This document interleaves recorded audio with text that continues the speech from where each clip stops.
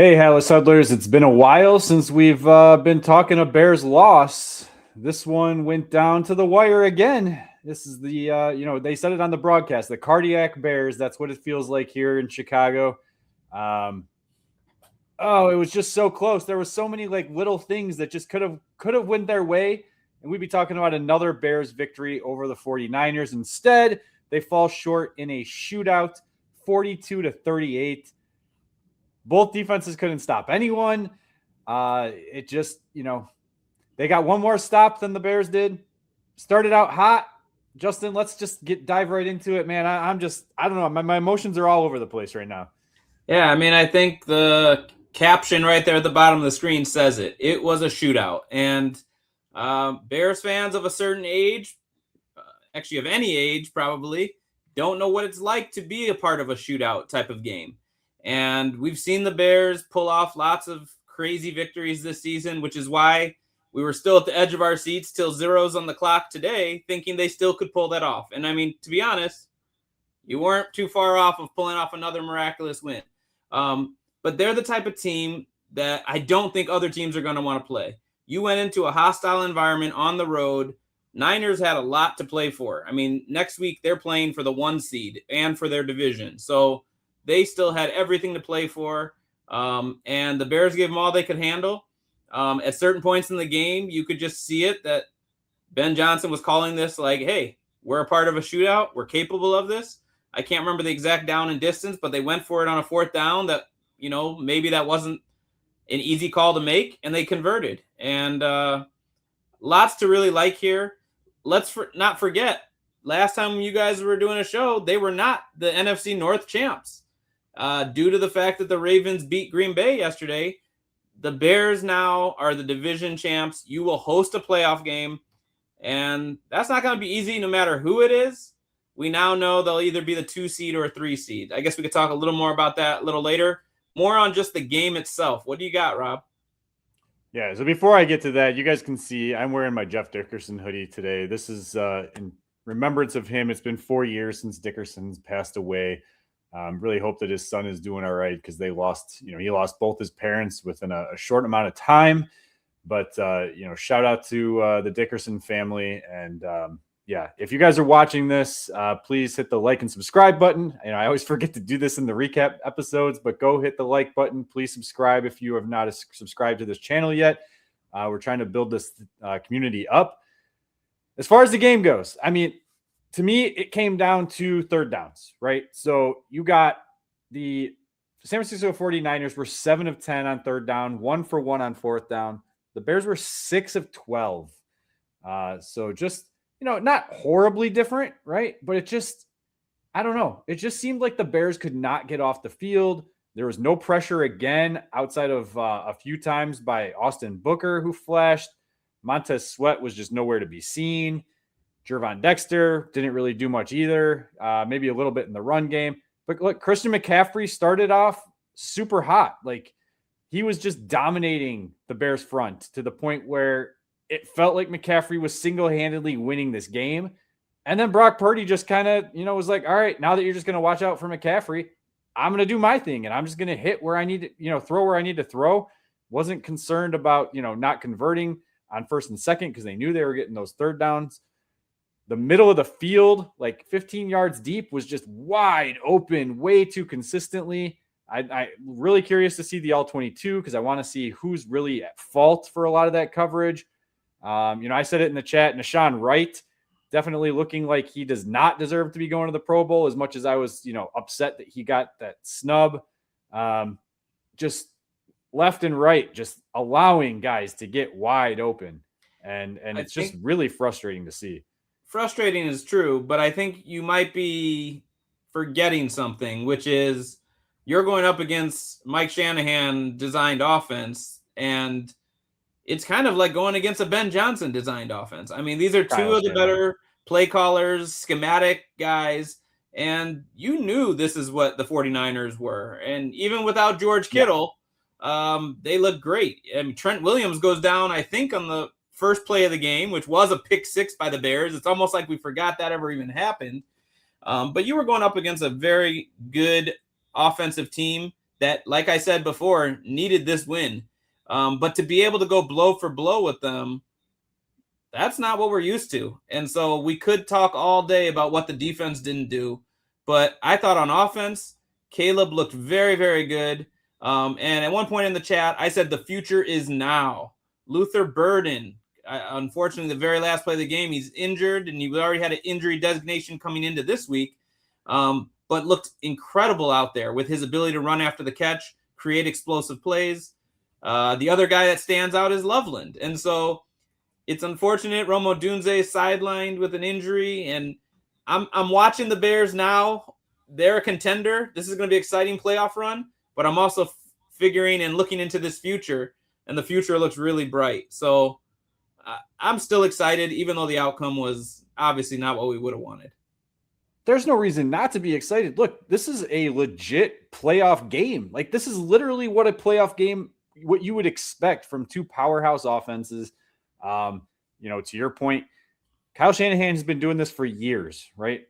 Brock Purdy's been in the system for a while. I will say, I'm going to call Brock Purdy out. I called it out in the chat. It's really interesting to see that he's got to have the little wristband still, and you don't see Caleb Williams with that in his first year in Ben Johnson's offense. That just tells me what I expect from Caleb Williams even going forward in this offense. I think the more he's going to know this in his sophomore year, this is just like even better things to come next year. Look, you mentioned it already. Luther Burden, Colston Loveland. Look, I got their stats here too. Like, they dominated this game. This is the future. You got Rome Odunze, who didn't even play. Him coming back, that should help. DJ Moore only had one catch, I believe, on 3 targets. I know he was playing sick. You saw him on the sidelines a couple times, just kind of like hunched over. Kyle Monungai was a different, had an impact in this game. DeAndre Swift had an impact in this game. It was a blow for blow for blow for blow. They had the chance to win the game. That hook and ladder, I am pissed, because if you go back and watch, I honestly think that if Cole Kmet could have held his block, he didn't even hold a block. Like, I don't even remember who it was that he was blocking. I think number 27 off the top of my head. I'm blanking on who that is for them. Literally, just if you held your block and kind of just gave that outside option, DeAndre Swift is going to score on that hook and ladder, right? I think it was designed to score, because it really wasn't much time. It didn't leave you much time after that by the time you spiked. 4 seconds. Yeah, I think I aged myself and said Mike Shanahan. So, hey, that's an old reference. Same pedigree. Chicago Same native, pedigree. Same pedigree. No, it's just one of those things. Like, I don't know. It was just right there. It was there for the taking. But in the grand scheme of things, look, Seattle won today. So the Bears had no chance of the 1 seed.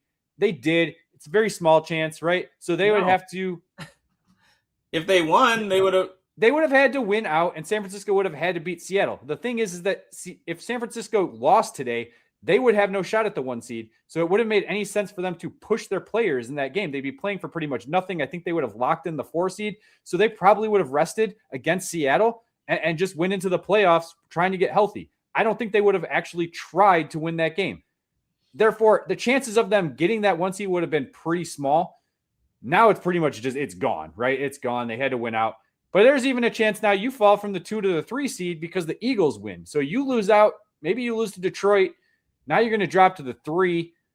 I don't know what's better. I think it's better to be the 2 when you go against the Packers, who are locked in at the 7. You play the team then you try to go against most likely the Rams, who are going to be the 4 seed, right? I don't know. It's going to be shaken out because I'm not sure exactly where the Rams now fall. Do they drop to the 6 with San Francisco playing? I know the Bears will try to win next week.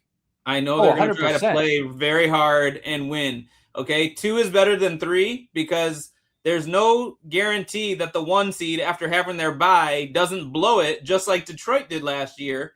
And if that happens, now the 2 seed becomes the team that, the playoffs, the path to the championship goes through here. So that's one reason you want to be the 2. You may end up playing the 3. I'd rather play them at home.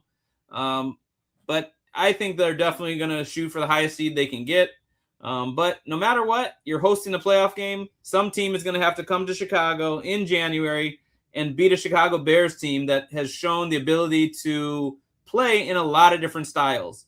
The run game wasn't quite what it was as we've seen all season long. And Caleb really did a lot with his arm. I love that Loveland touchdown came on a free play that they got them to jump. I thought the refs were going to blow it dead, and they didn't, so take advantage. With him putting up 330 yards, he came in exactly 600 short of 4,000. So now he's only 270 yards away from 4,000, which the Bears have never had someone throw that many. He's only 108 from tying the single season record for the Bears. And this is all in year 2 of his career, year 1 with Ben Johnson. So bright future.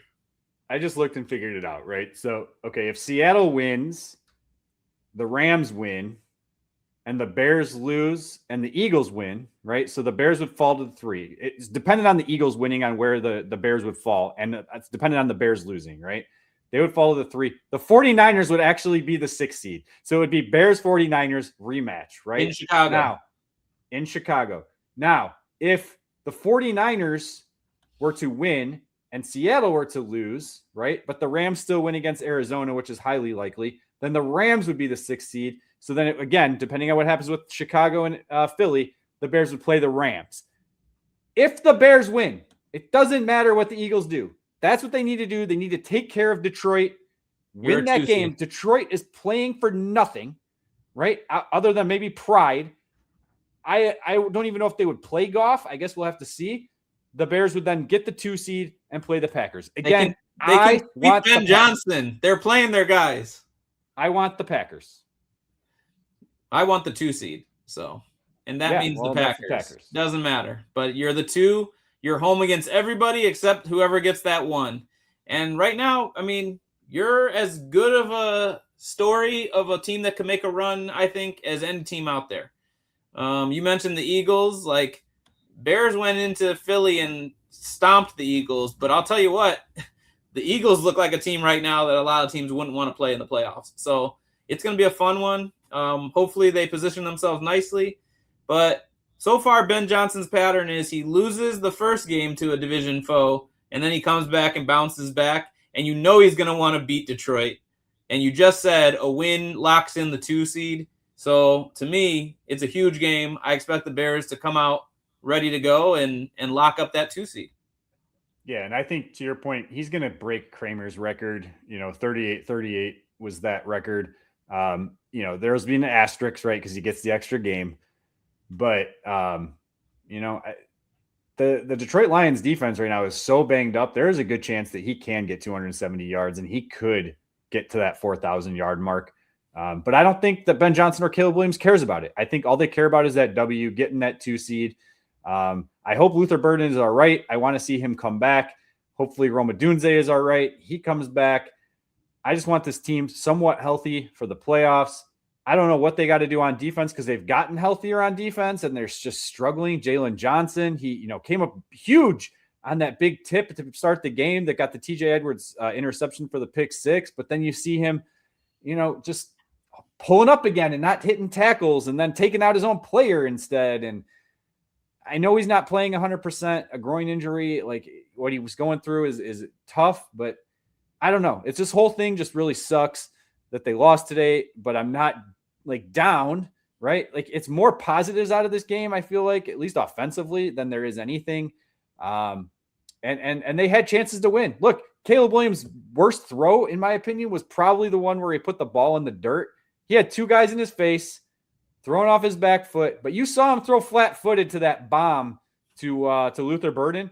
Like for him to be off his back foot and just throw it so short of Devin Duvernay, who pretty much had no one behind him from the 20-yard line. I think it would have been a touchdown. That probably was one of his worst throws. But you can't look, he went, and I know the people that are out there are gonna be like, he had under 60% completion again. Well, guess what? That all happened on that last drive as they're just trying to throw and get to into the end zone. Prior to that drive, he was at 2. That counts as an incompletion. Yes, and throwaways, right, to keep the drive going. He was at 68% completion percentage before that drive started. There is no reason for you to be upset about what happened with Caleb Williams. Again, completion percentage is overrated. Hey, I call it here now. I'm not a bettor, but Caleb Williams MVP for next season. Get it while it's a low number, because I think in year 2 of this system with the weapons that he'll have, look out. But hey, we're in the now. So playoff push. Very excited. You got anything else, Rob? No, I just want to see this team go, right? Like, I'm excited for whatever happens. I'm going to enjoy the ride. They weren't even supposed to be here at this point in the season. Our expectations have changed. I want to see them, make a run. I would prefer that they're not one and done. If they're playing the Packers, fucking stomp them, stomp their ass, fucking shut those guys up, because I'm sick of their fans. I'm sick of all the nonsense out of ESPN Milwaukee, a bunch of flipping morons up there who don't understand anything. One of them is a former Bears fan that now is supposedly a Packers guy. Come on, get out of here. I am just to the point now where it's like, I want the Packers wild card weekend, run it down their throats, do exactly what we just saw the Ravens do, and just destroy them. You're wearing the second best hat in Chicago, the cheese grater hat. And then what's that you're wearing?